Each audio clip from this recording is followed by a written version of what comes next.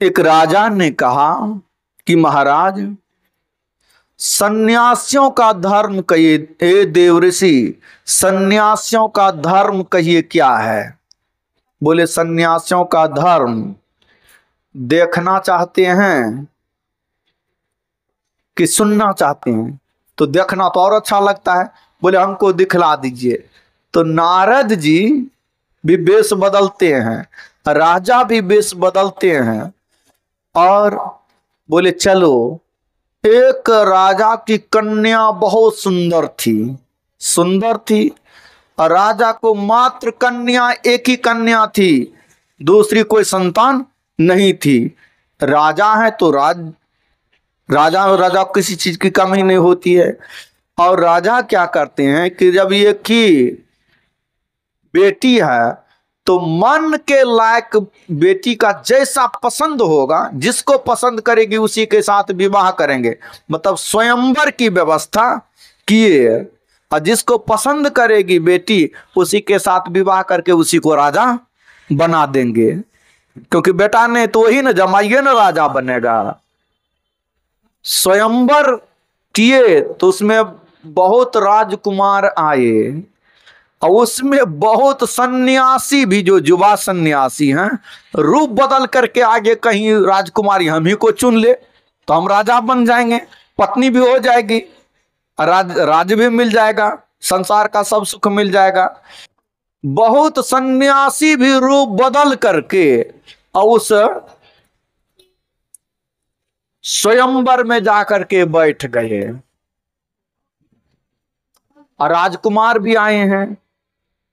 एक युवा सन्यासी दीप्यमान है, वो कहीं से बेचारा भटकते हुए आ रहे थे, उसको तो कुछ पता था नहीं। उसी जगह पर देखते हैं भीड़ भाड़ है, और जाकर के वहां खड़ा हो गए।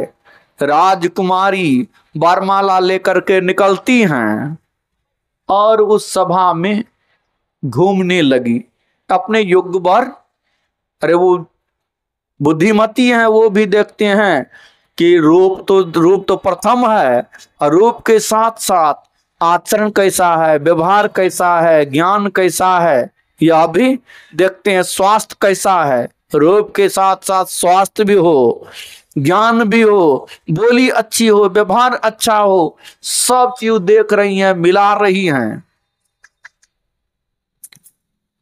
घूमते घूमते उस सन्यासी जो बेचारा वो बाहर में खड़ा था, उसी के गले में जाकर के माला डाल देती हैं कि सदाचारी, ये तो युवा हैं, स्वास्थ्य भी बढ़िया है, ज्ञान भी बढ़िया है, ये सदाचारी धर्मात्मा, इससे अच्छा और वर कोई नहीं है।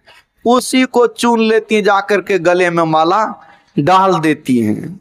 और डाल देती हैं, ज्यों ही गले में माला डालती हैं, राजा प्रसन्न हो जाते हैं कि मेरी बेटी ने वर चुन लिया। वो सन्यासी के तुरंत माला को निकाल करके फेंक देते हैं और रोने लगते हैं। रोने लगते हैं तो सभी कोई वहां उसको पकड़े हैं। अरे आप क्यों रोते हैं? यही ना आपको लगता है कि विवाह होगा, गृहस्थ जीवन में जाएंगे तो हमको बहुत काम धंधा करना पड़ेगा। आपको काम, अब तो राजा बन जाइएगा, आपको कोई मेहनत करने की जरूरत नहीं है, न धन की कमी है, न प्रतिष्ठा की कमी है। आप एक ही बेटी है, आप राजा भी राजा बन जाइएगा। विवाह कर लिए, सब समझा बुझा रहे हैं, रोते काहे हैं? राजो कहते हैं कि आप ही राजा बनिएगा। बेटी डालो गला में माला, डालो दोबारा। ज्यों ही डालती हैं राजकुमारी, वो सन्यासी तुरंत गला से माला फेंकते हैं और जान जी लेकर के वो भागते हैं। अब भागते हैं, भागते भागते सब कोई उसके पीछे कर रहे हैं। अब इतना तेज था, जुआ था, भागते भागते भाग गए। फौजा लोग सब लौट करके चले आए। नारद जी कहते हैं, देखिए इसमें अरे 500 लोग हैं, 500 राजकुमारों में लगभग 20-25 इसमें सन्यासी है। कि वो इसके मन में है कि सन्यासी का जीवन कोई निरस जीवन है, और यहाँ यदि हम ही को राजकुमारी चुन लेगी तो हम राजा बन जाएंगे, विषय सुख भी मिल जाएगा, राज भी मिल जाएगा।